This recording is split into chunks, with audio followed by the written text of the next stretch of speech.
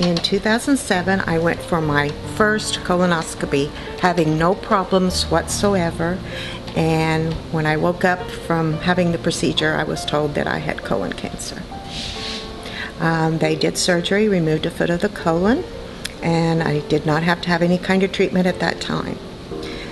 And then in 2009, I was told I had breast cancer. It was very hard to tell my parents the first time.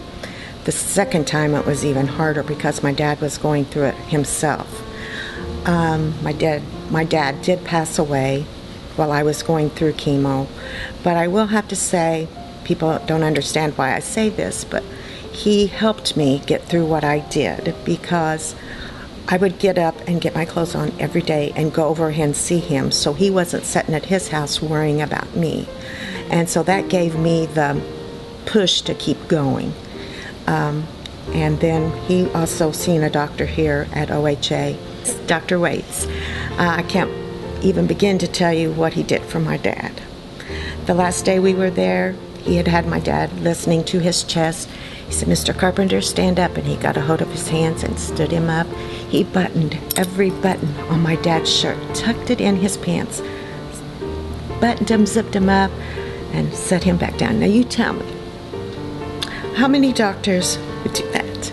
The day they told him they could not do any more for him, he looked at the doctor and said, "I thank you for everything you've done, but if you can't help me take care of my daughter."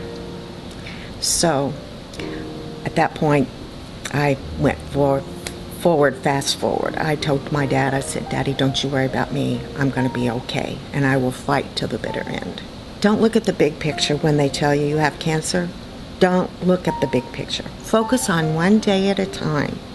One day at a time. The big picture's too much for us to take in. So take it one day at a time. When you get up in the morning, you thank God that you're awake. And when you go to bed at night, thank Him for getting you through that day.